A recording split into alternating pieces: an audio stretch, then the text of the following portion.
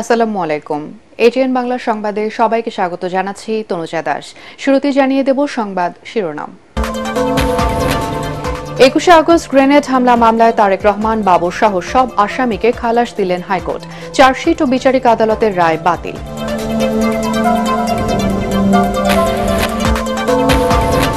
হাইকোর্টের রায়ে ন্যায় বিচার প্রতিষ্ঠিত হয়েছে মন্তব্য বিএনপি নেতাদের। দুর্নীতির মামলায় খালাস পেলেন ডক্টর খন্দকার মোশাররফ হোসেন।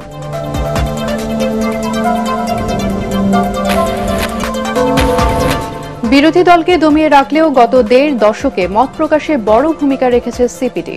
সুশাসন ও জবাবদিহিতা নিশ্চিতে প্রতিষ্ঠানটির প্রশংসা। এবং কিশোরগঞ্জে নিরীহ মানুষের জমি দখল করে শত কোটি টাকার রিসোর্ট বানিয়েছেন ডিবির সাবেক কর্মকর্তা হারুন। প্রধান ফটকে ঝুলছে তালা।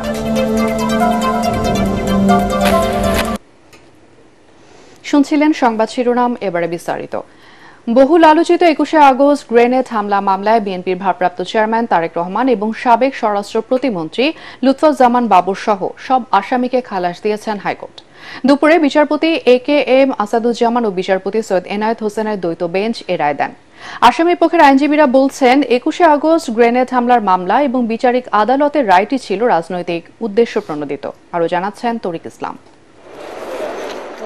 ২০০৪ সালের ২১ আগস্ট আওয়ামী লীগের সমাবেশে গ্রেনেড হামলার ঘটনায় হত্যা ও বিস্ফোরক আইনের মামলায় ২০১৮ সালে সাবেক স্বরাষ্ট্র প্রতিমন্ত্রী লুৎফুজ্জামান বাবর, শিক্ষা উপমন্ত্রী আব্দুস সালাম পিন্টু সহ ১৯ জনকে মৃত্যুদণ্ড দেয় ঢাকার দ্রুত বিচার ট্রাইব্যুনাল। এছাড়া বিএনপির ভারপ্রাপ্ত চেয়ারম্যান তারেক রহমান সহ ১৯ জনকে যাবজ্জীবন ও ১১ জনকে বিভিন্ন মেয়াদে কারাদণ্ড ও অর্থদণ্ডের আদেশ দেন বিচারিক আদালত। ওই বছরই ডেথ রেফারেন্সের নথি আসে হাইকোর্টে। পরে আসামিদের পক্ষে আপিল করা হয়। গত ২১ নভেম্বর ডেথ রেফারেন্স, আসামিদের আপিল ও জেল আপিলের উপর হাইকোর্টের শুনানি শেষে রায়ের জন্য অপেক্ষমান রাখেন উচ্চ আদালত। রোববার বিচারিক আদালতের রায় অবৈধ ও বাতিল ঘোষণা করে রায় দেন হাইকোর্ট। আজকে আদালত তার রায়ে স্পষ্ট এটা উল্লেখ করেছেন যে দ্বিতীয় চার্জশিটটা, যদিও একটা চার্জশিট আসছে, বাট এই চার্জশিটটা আমরা কগনিজেন্সে নিতে পারছি না, এই জন্য কারণ এই মামলায় এই সেকেন্ড চার্জশিটের বেলা 191B এটা কমপ্লাই হয় নাই, যার ফলে মহানগর দায়রা জজ যে কগনিজেন্সটা তারেক রহমান সাহেব এবং অন্যান্য দ্বিতীয় চার্জশিটে লুৎফুজ্জামান বাবর, আব্দুল সালাম পিন্টু, যাদের বিরুদ্ধে আপনার এই যে দ্বিতীয় চার্জশিট নিলেন, বললেন যে না, এটা হাইলি ইলিগ্যাল এবং it is not tenable in the eye of law. রায়ের পর্যবেক্ষণে হাইকোর্ট বলেন, সাক্ষীরা ঘটনার বর্ণনা দিয়েছেন, কিন্তু কে গ্রেনেড ছুড়েছেন তা কেউ বলেননি। এছাড়া ২১ আগস্টকে গ্রেনেড সরবরাহ করেছে তা চার্জশিটে উল্লেখ করেনি কোনো তদন্ত কর্মকর্তা। বাবর সাহেব, আব্দুল সালাম পিন্টু সাহেব এবং যাদেরকে পরবর্তী চার্জশিটে আনা হয়েছে, কায়কোবাদ সাহেব সহ, এই পরবর্তী চার্জশিটের মূল ভিত্তি ছিল রাজনৈতিক বিবেচনা। এই রাজনৈতিক বিবেচনায় তারা বিচার করেছে কাকে কাকে আসামি করলে পরে রাজনৈতিকভাবে দোষারোপ করা যাবে। প্রকৃত আসামি তারা খুঁজতে যায় নাই। আজকে আদালতের সামনে দুটো মূল প্রশ্ন দাঁড়িয়েছে যে মুফতি হান্নানের দ্বিতীয় কনফেশনের উপর ভিত্তি করে কোনো সাজা দেওয়া যাবে কিনা। আদালত বলেছেন নো, দ্বিতীয় কনফেশনের উপর ভিত্তি করে কাউকে কোনো সাজা দেওয়া যাবে না। বিএনপির আইনজীবীরা বলছেন, এই মামলা শুরু থেকে শেষ পর্যন্ত রাজনৈতিকভাবে পরিচালিত হয়েছে। তারেক রহমান সহ জিয়ার পরিবারকে রাজনীতি থেকে দূরে রাখতেই এই মামলায় তাকে জড়ানো হয়েছে। জনাব তারেক রহমান সাহেব কোনো অবস্থাতেই এই মামলায় কনিষ্ঠ ছিলেন না, কিন্তু শেখ হাসিনা ওয়াজেদ তার রাজনৈতিক প্রতিদ্বন্দ্বীকে রাজনৈতিকভাবে ঘায়েল করতে না পেরে মামলার আশ্রয় নিয়ে জনাব তারেক রহমান সাহেবের ইমেজকে দেশে এবং আন্তর্জাতিক পরিমণ্ডলে প্রশ্নবিদ্ধ করার জন্য ট্রায়ালটা কন্টিনিউ করেন। তারেক রহমানের নাম কোথাও উল্লেখ ছিল না। সাবসিকুয়েন্টলি তারেক রহমানকে আব্দুল কাহার আকুনকে দিয়ে তার মধ্যে সম্পৃক্ত করেন এবং সম্পৃক্ত করে তাকে এই সাজা দেওয়ার ব্যবস্থা করেন। আইনজীবীরা বলছেন, ২১শে আগস্টের ঘটনায় হতাহতরা ন্যায় বিচার পাবেন কিনা তা নির্ভর করছে পরবর্তীতে রাষ্ট্র কি ব্যবস্থা নিবে তার উপর। তরিক ইসলাম, এটিএন বাংলা, ঢাকা। 21শে আগস্ট গ্রেনেড হামলার ঘটনায় তারেক রহমান সহ সব আসামি খালাস পাওয়ায় ন্যায় বিচার প্রতিষ্ঠিত হয়েছে বলে মনে করেন বিএনপির স্থায়ী কমিটির সদস্য মির্জা আব্বাস। জাতীয় প্রেস ক্লাবে এক আলোচনা সভায় তাৎক্ষণিক প্রতিক্রিয়ায় তিনি বলেন, স্বৈরাচার আওয়ামী লীগ সরকারের আমলে বিএনপির নেতাকর্মীরা ন্যায় বিচার পায়নি, আজকের রায়ে তাই স্পষ্ট হয়েছে। এ সময় তিনি অভিযোগ করেন, ভারত বাংলাদেশকে সাম্প্রদায়িক রাষ্ট্র হিসেবে প্রতিষ্ঠার চেষ্টা করছে, পলাতক শেখ হাসিনা সেখানে বসে সব কলকাঠি নাড়ছে।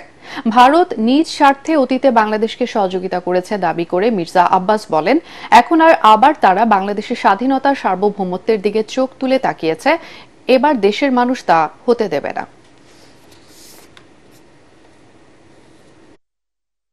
গ্রেনেড হামলা কখনোই বিএনপি ইনভলভ ছিল না।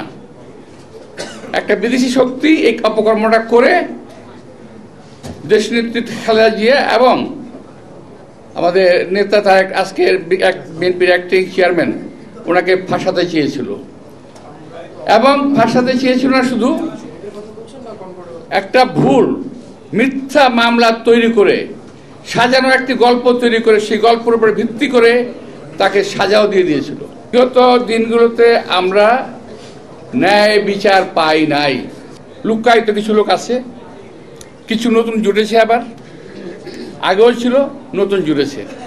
তারা সরকারকে কোন রকম, অর্থাৎ আমাদের সদ্য ডক্টর ইউনূস সাহেবকে হয়তো বিভিন্নভাবে ভুল পথে পরিচিত করার চেষ্টা করছে। অন্যদিকে বিএনপির সিনিয়র যুগ্ম মহাসচিব রুহুল কবির রিজভী বলেছেন, 21শে আগস্ট গ্রেনেড হামলা মামলার রায়ে ন্যায় বিচার প্রতিষ্ঠিত হয়েছে। দলের নয়াপল্টন কেন্দ্রীয় কার্যালয়ে সংবাদ সম্মেলনে তিনি বলেন, আওয়ামী লীগ রাষ্ট্রশক্তিকে ব্যবহার করে অবৈধভাবে তারেক রহমান সহ বিএনপি নেতাদের সাজা দিয়েছিল। এ সময় তিনি দাবি করেন, ভারত স্বৈরাচার হাসিনার পতন হজম করতে পারেনি, তারা আওয়ামী লীগকে ক্ষমতায় রেখে বাংলাদেশকে অঙ্গরাজ্য বানাতে চেয়েছিল। তাই ভারত এখন বাংলাদেশের সাম্প্রদায়িক সম্প্রীতি নষ্টের অপচেষ্টায় লিপ্ত হয়েছে।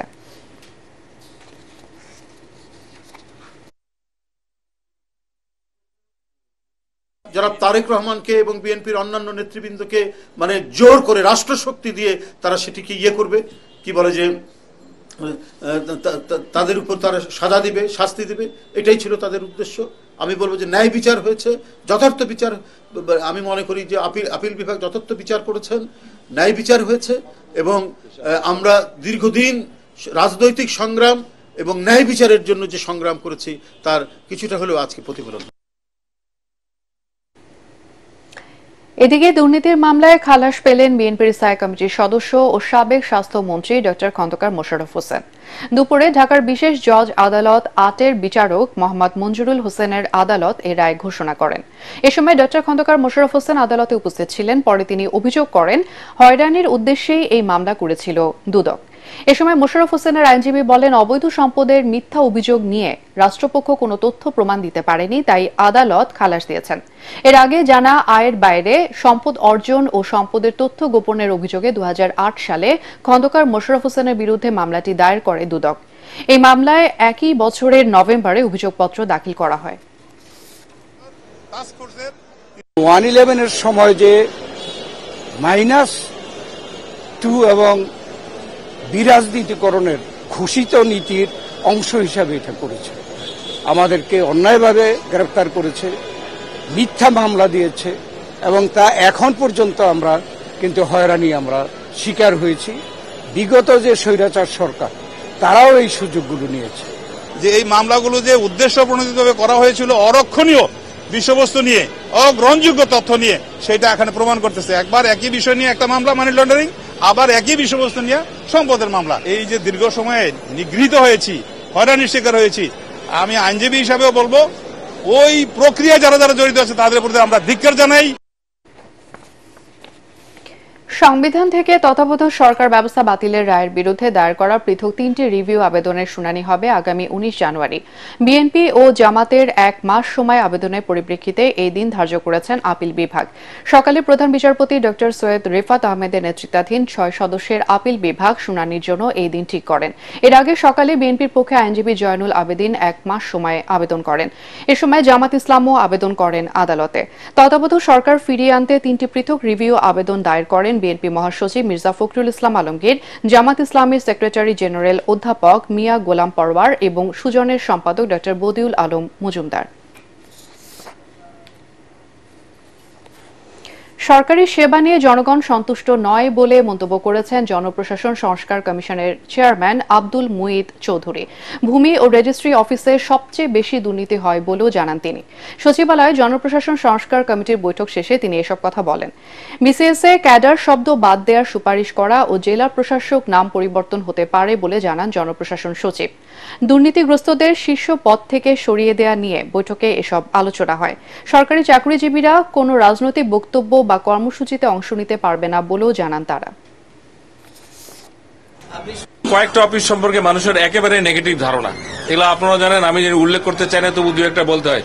এসি ল্যান্ড অফিস সম্পর্কে বাজে ধারণা, রেজিস্ট্রি অফিস সম্পর্কে খুবই বাজে ধারণা, এবং রেজিস্ট্রি অফিসের করাপশনটা এমন লেভেল, কোনো অভিযোগ নাই, কারণ শেয়ারিংটা ইজ সো সাইন্টিফিক, কারো কোনো অভিযোগ নেই, সবাই দিয়ে যাচ্ছে। এই জায়গায় নিচ্ছে তো বটেই, দিচ্ছে এবং নিচ্ছে, এবং আগে বরং এটাই বলে আগের ছাড়ের চেয়ে আপনি কম নিচ্ছেন। এই ধরনের একটা পারসেপশন আমাদের করাপশনকে এটাকে বলে জিয়ে রাখা বলা হয়, ডিআরএক্স। মহান বিজয়ের মাস উপলক্ষে শোভাযাত্রা করেছে ঢাকা বিশ্ববিদ্যালয়। সকালে উপাচার্য অধ্যাপক ড নিয়াজ আহমেদ খানের নেতৃত্বে অপরাজেয় বাংলা থেকে শোভাযাত্রাটি শুরু হয়ে টিএসসি এলাকা ঘুরে উপাচার্যের বাসভবনের সামনে এসে শেষ হয়। এতে ঢাকা বিশ্ববিদ্যালয়ের সাবেক বর্তমান শিক্ষক শিক্ষার্থী ও কর্মকর্তা কর্মচারীরা অংশ নেন। এ সময় উপাচার্য বলেন, জুলাই আগস্ট গণ অভ্যুত্থানে যারা জীবন দিয়েছে তাদের স্মৃতি নিয়ে আগামী যাত্রা শুরু করবে বাংলাদেশ। ঢাকা বিশ্ববিদ্যালয় জাতির উন্নয়নে কাজ করতে দায়বদ্ধ জানিয়ে সকল ষড়যন্ত্র মোকাবেলা করে সামনে এগিয়ে যাওয়ার আহ্বান জানান তিনি। পরে বিশ্ববিদ্যালয়ের সঙ্গীত বিভাগের শিক্ষক শিক্ষার্থীদের অংশগ্রহণে দেশাত্মবোধক মুক্তির গান ও বিজয়ের গান পরিবেশনার মধ্য দিয়ে শেষ হয় কর্মসূচি।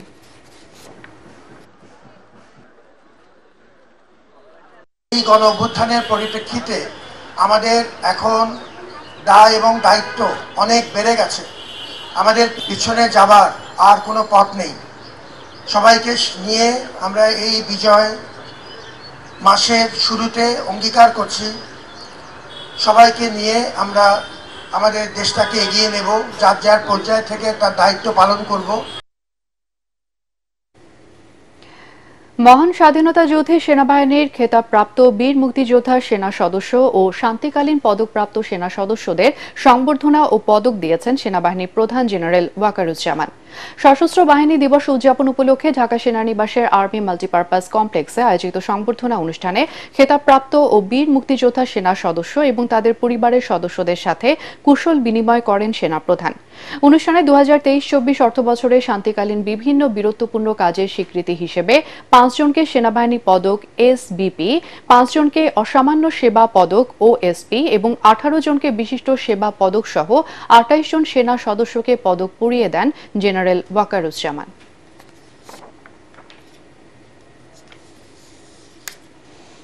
গত 1.5 দশক দেশে বিরোধী মত দমিয়ে রাখা হলেও মত প্রকাশে বড় ভূমিকা রেখেছে গবেষণা প্রতিষ্ঠান সিপিডি।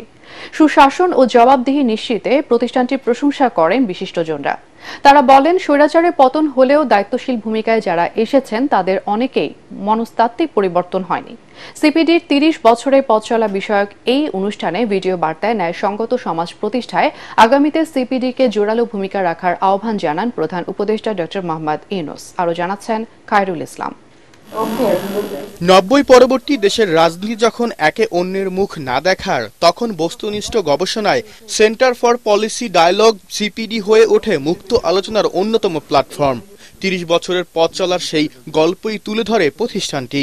বিশিষ্টজনদের মতে সরকার, বিরোধী দল ও সুশীল সমাজের প্রতিনিধিদের কথা বলার স্থান করে দিয়েছে সিপিডি। তাদের অভিযোগ, বিগত সরকার শেষের দিকে মুক্ত আলোচনার সব দরজাই বন্ধ করে দিয়েছিল।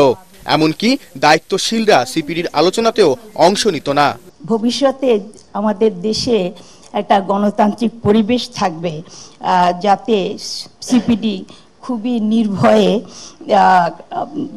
সরকারের আলোচনা সমালোচনা করতে পারে। এ সময় আওয়ামী লীগ সরকারের সমালোচনা করে বিএনপির স্থায়ী কমিটির সদস্য আমির খসরু মাহমুদ চৌধুরী বলেন, জনগণের ভোটের অধিকার কেড়ে নিয়েছিল ফ্যাসিবাদ সরকার।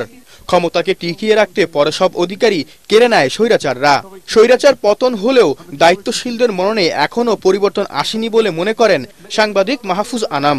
বিগত বর্ষগুলোতে যেটা সিপিডির যেটা কারেক্টলি বলতেছিল ডায়লগে, আমাদের কোনো যেখানে পলিটিক্যাল স্পেস ছিল না, একেবারে কথা বলার সুযোগ নাই, কথা বললেই জেলে, কথা বললেই মিথ্যা মামলায়, আর সিকিউরিটি গোয়েন্দার যে ভূমিকা, মানে পাবলিক স্পেস তো শ্রিঙ্ক করতে করতে এমন জায়গায় আসছে কোনো কথা বলার জায়গা ছিল না।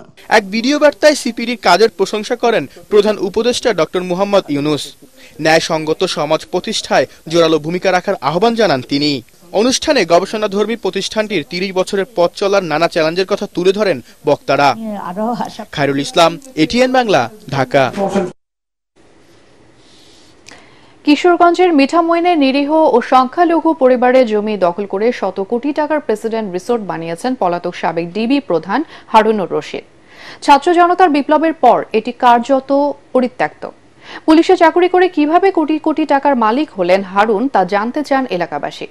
কিশোরগঞ্জ প্রতিনিধি সাইফুল মালিক চৌধুরীর রিপোর্ট, জানাচ্ছেন মনির হোসেন তপু।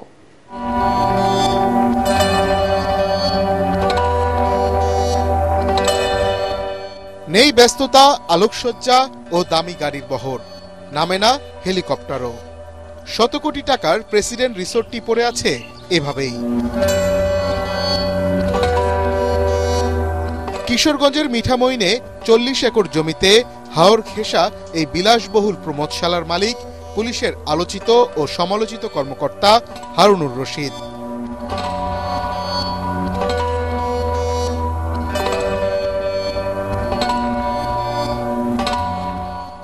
সরেজমিনে গিয়ে দেখা যায় রিসোর্টের প্রধান ফটকে ঝুলছে তালা। কর্মচারী থেকে তত্ত্বাবধায়ক কাউকে পাওয়া যায়নি। শুনশান ভুতুরে পরিবেশ, বিভিন্ন প্রাণীর চলাচলও বেড়েছে।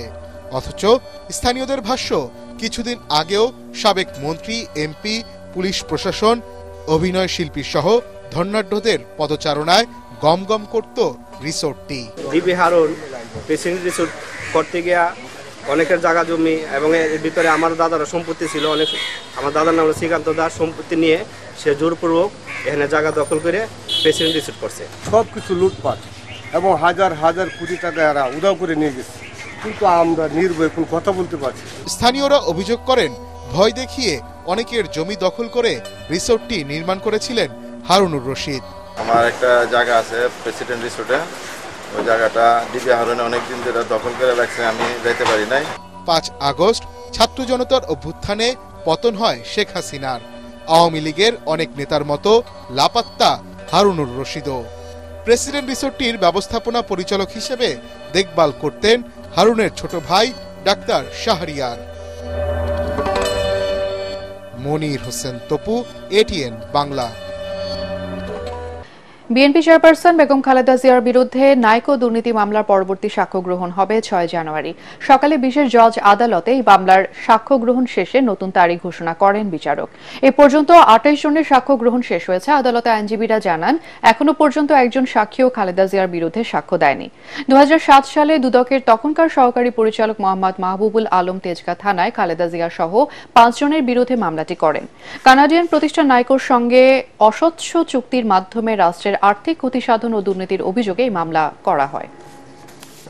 এই আদালতে আজকে প্রথম কেসটি এসেছে এবং তিনি রেকর্ডপত্র দেখে আমাদের আবেদনের বিষয়ে তিনি প্রয়োজনীয় আদেশ প্রদান করবেন। আমরা বিশ্বাস করি যে আগামী ৬/১/২০২৫ তারিখে যে তারিখ ধার্য করা হয়েছে সেই তারিখে আয়ু সহ সকল সাক্ষী আসবে এবং ওই তারিখেই আমরা এই মামলার কার্যক্রম, সাক্ষীর গ্রহণ কার্যক্রম আনুষ্ঠানিকভাবে হয়তো শেষ হবে, এটা আমরা বিশ্বাস করি। দেশে ক্রমাগত বাড়তে থাকা ডেঙ্গু প্রতিরোধে অবিলম্বে টিকাদানের ব্যবস্থা নিতে সরকারকে তাগিদ দিয়েছেন বিশেষজ্ঞরা। রাজধানীর সিডা মিলনায়তনে বেসরকারি মেডিকেল কলেজ অ্যাসোসিয়েশন আয়োজিত সেমিনারে বক্তারা বলেন, মশা মারার ব্যর্থতার কারণে দেশে ভয়াবহ রূপ নিয়েছে ডেঙ্গু। শুধু তাই নয়, চলতি মৌসুমে একই মশা ডেঙ্গু, চিকুনগুনিয়া এবং জিকা ভাইরাসও ছড়াচ্ছে বলে জানান তারা।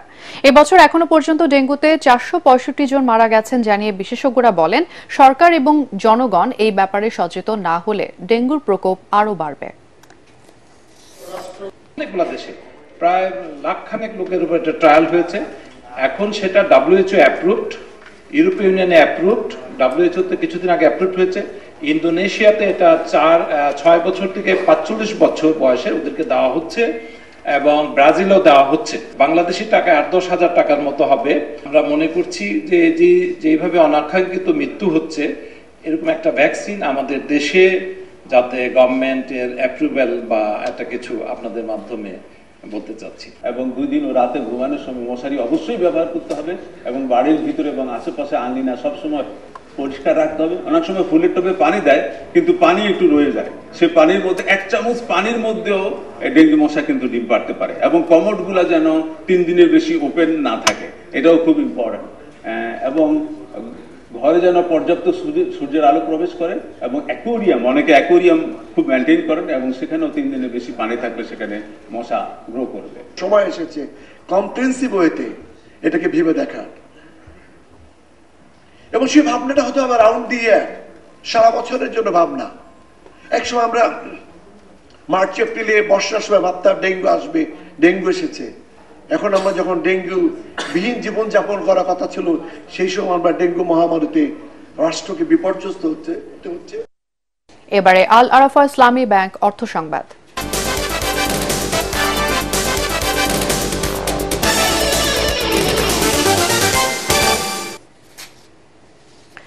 দীর্ঘ 9 মাস বন্ধ থাকার পর কক্সবাজার সেন্ট মার্টিন রুটে আবারও জাহাজ চলাচল শুরু হয়েছে। প্রথম দিনে কক্সবাজার শহরে নুনিয়ার ছড়ার BIWT ঘাট থেকে 653 যাত্রী নিয়ে সেন্ট মার্টিনের উদ্দেশ্যে ছেড়ে যায় বার আউলিয়া নামক জাহাজটি। ফলে পর্যটকদের স্বস্তির পাশাপাশি পর্যটন সংশ্লিষ্টদের মুখে হাসি ফুটেছে।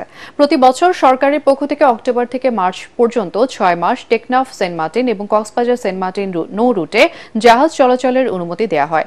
বাকি 6 মাস সাগর উত্তাল থাকায় জাহাজ চলাচল বন্ধ রাখা হয়। এর আগে গত বৃহস্পতিবার থেকে পর্যটকবাহী জাহাজ চলাচল শুরু হওয়ার কথা থাকলে যাত্রী সংকটে পর্যটকবাহী জাহাজ চলাচল সাময়িক বন্ধ রাখার সিদ্ধান্ত নিয়েছিল মালিক কর্তৃপক্ষ।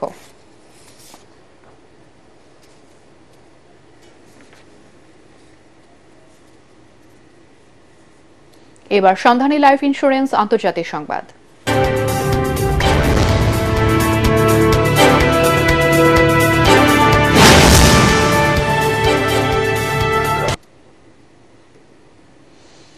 অবৈধ অভিবাসীদের দেশে ফেরত পাঠানো ওয়ার্ক পারমিট না দেওয়ার মতো কঠোর নীতি নিতে যাচ্ছে যুক্তরাষ্ট্র। ডোনাল্ড ট্রাম্পের অভিবাসন নীতির কারণে সেই দেশে বসবাসকারী অবৈধ বাংলাদেশিরাও নানান জটিলতায় পড়ার আশঙ্কায় রয়েছেন। তবে আশঙ্কা ও সংকট থাকলেও যুক্তরাষ্ট্রের সংবিধান ও আইন অনুযায়ী অবৈধ অভিবাসীদের ফেরত পাঠানোর প্রক্রিয়া খুব জটিল বলে মনে করেন অভিবাসী বিশেষজ্ঞরা। আরও জানাচ্ছেন ইয়াসিন রানা। প্রেসিডেন্ট পদে দ্বিতীয় মেয়াদে নির্বাচিত হওয়ার পর নতুন করে অভিবাসীদের বৈধতা না দেওয়ার ঘোষণা দেন ডোনাল্ড ট্রাম্প। সেই সাথে যারা এখন যুক্তরাষ্ট্রে অবৈধভাবে বসবাস করছেন তাদেরও ফেরত পাঠানোর কথা জানান তিনি। এই ঘোষণার পর শুধু বাংলাদেশি নয়, বিশ্বের বিভিন্ন দেশ থেকে যাওয়া অবৈধ অভিবাসীরাও বেশ দুশ্চিন্তায় পড়েছেন। এছাড়া দেশটিতে প্রায় 4 লাখের বেশি বিদেশি শিক্ষার্থী উচ্চশিক্ষা গ্রহণ করছেন, যাদের প্রয়োজনীয় নথিপত্র নেই। তারাও রয়েছেন আতঙ্কে। মাস্টার্স এন্ড PhD করতে আসা স্টুডেন্টরা নর্মালি ফুল স্কলারশিপ নিয়ে আসে। তো যদি নাম্বার অফ স্কলারশিপ কমে যায়, সেক্ষেত্রে USA তে ইন্টারন্যাশনাল স্টুডেন্টদের ইনফ্লো অটোমেটিক্যালি কমে যাবে। তবে আশঙ্কা ও সংকট থাকলেও যুক্তরাষ্ট্রের সংবিধান ও আইন অনুযায়ী অবৈধ অভিবাসীদের ফেরত পাঠানোর প্রক্রিয়া খুব জটিল বলে মনে করেন অভিবাসী বিশেষজ্ঞরা। বিশাল অংশের অবৈধ বাংলাদেশিরা বড় বড় শহরে বসবাস করে, নিউ ইয়র্ক, লস অ্যাঞ্জেলস এরকম বড় শহরে। তো ডোনাল্ড ট্রাম্প ঘোষণা করেছে সে অতীতের সব রেকর্ড ভেঙে দিয়ে সকল অবৈধ অভিবাসীদেরকে ডিপোর্ট করে দিবে। এখন এটা বলা সহজ, করা একটু কঠিন, কারণ এটার সঙ্গে প্রচুর খরচ জড়িত। আমার যেটা ভয় হয় যে আগামী 4 বছরে ইমিগ্রেশন টোটাল প্রসেসটা বেশ একটু কঠিন হয়ে যাবে। এছাড়া স্কলারশিপ ও কাজের সুযোগ সহ নানা সুযোগ সুবিধা কমে যাওয়ার আশঙ্কা করছেন প্রবাসী শিক্ষার্থীরা। এ অবস্থায় নতুন সরকার ক্ষমতা নেয়ার আগেই বিদেশি শিক্ষার্থীদের নিজ ক্যাম্পাসে ফিরে আসার পরামর্শ দিয়েছে দেশটির বিশ্ববিদ্যালয়গুলো। ডিগ্রি নেওয়ার পরে নর্মালি স্টেম স্টুডেন্টরা 3 বছরের একটা টেম্পোরারি ওয়ার্ক পারমিট পেত।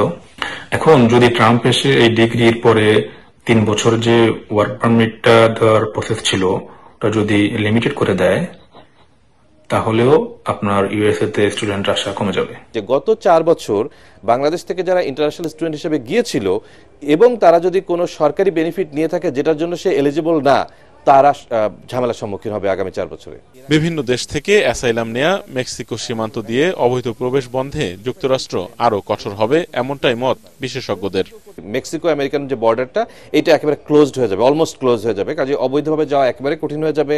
বা ধরেন অনেকে দেখবেন যে ভিজিট ভিসায় গিয়ে অ্যাসাইলাম ফাইল করে, অ্যাসাইলাম অ্যাপ্রুভালের সংখ্যা অনেক কমে যাবে আগামী 4 বছর। যারা asylum seeker either border cross করে যাক বা ভিজিট ভিসা নিয়ে যাক, তারা ঝামেলার সম্মুখীন হবে।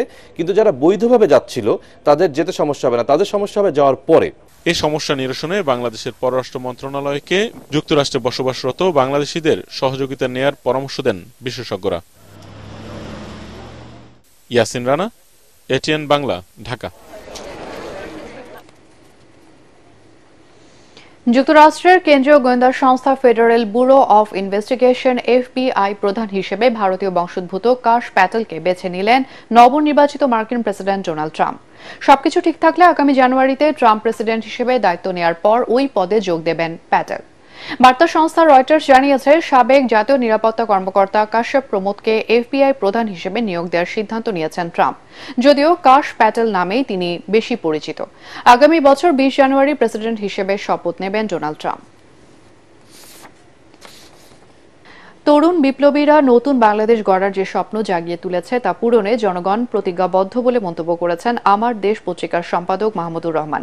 রাজধানী তেজগাঁ শিল্প এলাকায় ইনকিলাব মঞ্চ ঘোষিত শহীদী সপ্তাহ উপলক্ষে গ্রাফিতি এবং স্লোগান পুনর্লিখন কর্মসূচির উদ্বোধন করে তিনি এসব কথা বলেন। শহীদদের আত্মত্যাগে উদ্বুদ্ধ হয়ে জুলাই আগস্টের গৌরবময় বিপ্লব ইতিহাসে চিরস্মরণীয় হয়ে থাকবে বলে জানান মাহমুদুর রহমান।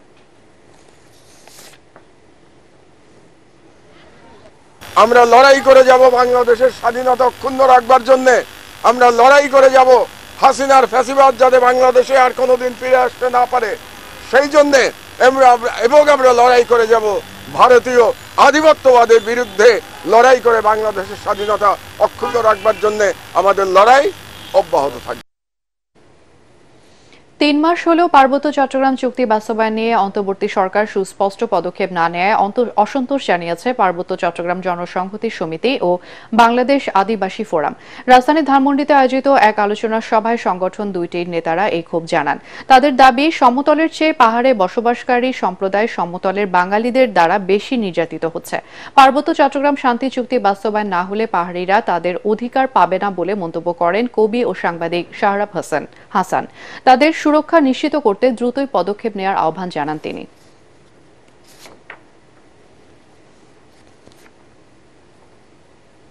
এবারে পাটেক্স খেলার খবর।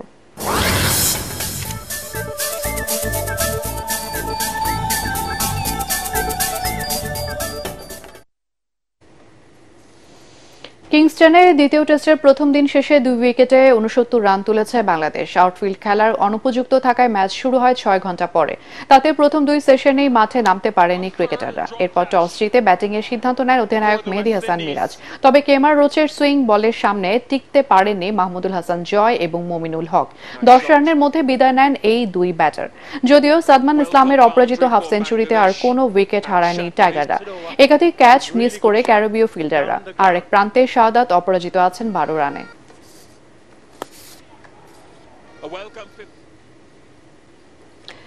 বাংলাদেশ প্রিমিয়ার লিগ বিপিএল এর মাস্কট উন্মোচন করা হয়েছে। দুপুরে রাজধানীর একটি হোটেলে এর উদ্বোধন করেন যুব ও ক্রীড়া উপদেষ্টা আসিফ মাহমুদ সজীব ভুইয়া। এ সময় তিনি বলেন, খেলাধুলা মানুষকে ঐক্যবদ্ধ করে। এবারের বিপিএল কে তারুণ্যের উৎসব হিসেবে ঘোষণা করা হয়েছে। অনুষ্ঠানে জুলাই আগস্ট বিপ্লবের শহীদদের সম্মানে নির্মিত প্রামাণ্য চিত্র জুলাই অনির্বাণ প্রদর্শন করা হয়। বিসিবি সভাপতি ফারুক আহমেদ, বাফুফের নতুন সভাপতি তাবিদ আবাল সহ বিসিবির অন্যান্য পরিচালকরা এ সময় উপস্থিত ছিলেন। বিপিএল এর 11 আসরের পর্দা উঠতে যাচ্ছে আগামী 30 ডিসেম্বর। নতুন বাংলাদেশ গড়ার লক্ষ্যে অভিজ্ঞ কোচ এবং খেলাধুলা আমাদেরকে ঐক্যবদ্ধ করে। বিশেষ করে ক্রিকেট আমাদেরকে ঐক্যবদ্ধ করে। ভিন্ন ক্ষেত্রে যত মতভেদই থাকুক না কেন, খেলার ক্ষেত্রে আমরা ঐক্যবদ্ধ হয়ে যাই। জাতীয় ঐক্য বজায় রেখে দেশ পুনর্গঠন ও রাষ্ট্র সংস্কারে এগিয়ে যাওয়াই এই তারুণ্যের উৎসব 2025-এর অন্যতম উদ্দেশ্য। শেষ করার আগে সংবাদ শিরোনাম আরও একবার। 21শে আগস্ট গ্রেনেড হামলা মামলায় তারেক রহমান বাবর সহ সব আসামিকে খালাস দিলেন হাইকোর্ট। চার্জশিট ও বিচারিক আদালতের রায় বাতিল।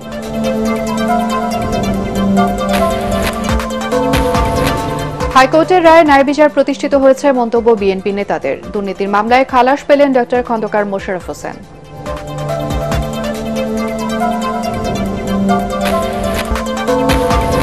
বিরোধী দলকে দমিয়ে রাখলেও গত 1.5 দশকে মত প্রকাশে বড় ভূমিকা রেখেছে সিপিডি। সুশাসন ও জবাবদিহিতা নিশ্চিতে প্রতিষ্ঠানটির প্রশংসা।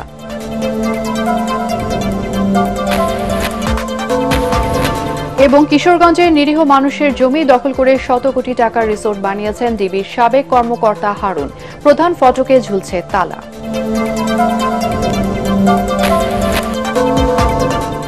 আর এই ছিল এখনকার সংবাদ। আমাদের এটিএন বাংলার সংবাদ ইউটিউবে দেখতে ব্রাউজ করুন youtube/ATN Bangla News।